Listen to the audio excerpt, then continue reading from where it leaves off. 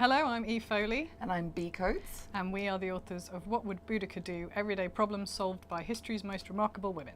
And our book is about the achievements of women from the past, but practically put so that they solve the problems of today. And one of the big themes that came out of our book was that a lot of the women that we cover were a little bit difficult, let's say. They had a reputation for being a bit tricky, for not being as quiet as they perhaps should have been. And we found this very inspiring, and recent events, obviously, it's been in the news quite a lot, this idea of should women be conciliatory and nice all the time? Yeah, and one of the things actually that really struck us while we were writing our book is that we didn't want to be sugarcoating difficult women from the past. Our book's not a book of fairy tales, it's about how complex and unpleasant some of these women were. Some of them were bad mothers, some of them were big boozers, some of them were bad feminists. Yeah, bad feminists, absolutely. Even. So the first woman we want to talk about is Rosalind Franklin.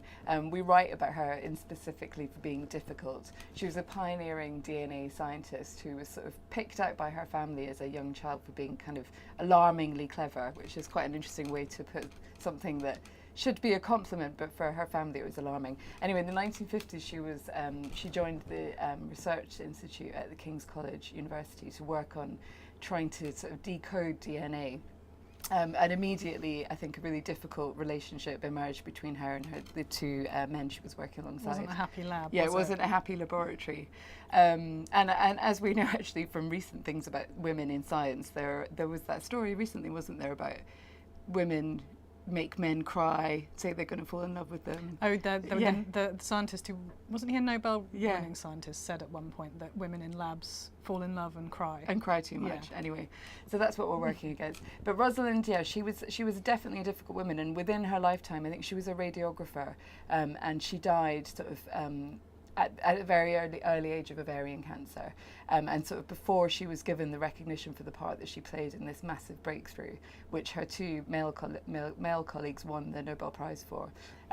So actually, though history's a kind of bitch and you can't get over it, she was recognised later on. Her name now adorns several university institutes, and so she was somebody we wanted to celebrate as being a difficult woman who is since recognised. Because she probably wouldn't have been as good at her job if she hadn't been a bit tricky and a bit pushy. Exactly.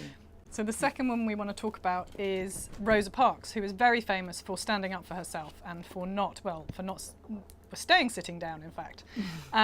So Rosa Parks was part of the bus boycott that happened in Montgomery, Alabama in the 50s, civil rights movement protest that was actually organised by Martin Luther King. And this all came about because segregation on public transport meant that black and white passengers had to sit separately. And Rosa worked very closely and carefully with the NAACP to come up with a way of drawing attention to this and how unfair this was. And one day when she was riding home on the bus from work, she was asked by the bus driver to stand up. Her whole row of black passengers were asked to stand up so that a white passenger could sit down. And Rosa refused to stand up. And the punishment for that was kind of arrest, potential violence. It was a very brave thing to do. When the bus driver told her he was calling the police, she said, "You may do that," in a very polite, elegant way. Yes. Yeah. And it was just an amazing protest because it was quite, quiet, as it were. She then suffered, threats and, difficulties. Her family were targeted. She went through an awful lot while this boycott went on that eventually meant that the rules were changed. The law was changed. It went to the Supreme Court.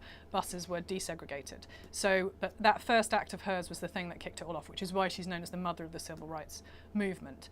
And she, so she goes to show exactly that, not staying in your place and not accepting the boundaries that people put on you for a greater cause can be exactly the right thing to do. So go Rosa. So the final woman we wanted to talk about was the legendary poet Sappho. We talk about her backing yourself. And one of the reasons we sort of came on her was it's all about sort of that belittling inner voice that we all have, which is quite often reflected by the voices we hear from outside. So that voice that says, you're not good enough, that sort of self-criticism, and how do we kind of shush it?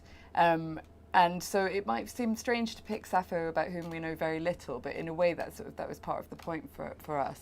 She's somebody who, in her own lifetime, was a sort of literary legend. She was named by Plato as one of the 10th muses. Yeah. She was the only female poet to have a spot in the Great Library of Alexandria. But then by the Middle Ages, almost every scrap of her sort of work had vanished, and there were various reasons for that, to do with the dialogue that she spoke, but also because she was, she made the kind of establishment, particularly the sort of church establishment, very frightened. There was one man who said about her, it was a cleric who called her a sex-crazed whore who sings of her unwantedness, which we rather liked. But then about 20 years ago, but we know about her reputation, because still, even in the Middle Ages, people were talking about her as this amazing poet. And then in the last couple of decades, lots of these papyri have been found, which are fragments of her poetry. And what's really amazing about that is this voice that sings through from millennia ago. And there's a very famous fragment called Fragment 31, in which she writes about desire. What's very interesting about that one is she's talking about stuff that we would totally recognise, the sort of knee trembling, kind of blood thrumming in her ears. But she's not frightened of that. She sort of owns it. She's very happy to be emotionally incredibly intimate and raw and show her sort of vulnerability. And actually, even when she was applying that to there's another poem where she writes about old age and her knackered knees, and again she's really happy to talk about that in terms of like being very raw, owning her emotions, not being kind of put in a box where you don't discuss that sort of stuff that makes you look vulnerable. So that's Sappho on backing yourself. So yeah, that's our book. What we wanted it to be was a sort of inspiring look at women from the past and showing us what we can learn from them to deal with the problems that we face now. We hope you like it. Yeah, that's it.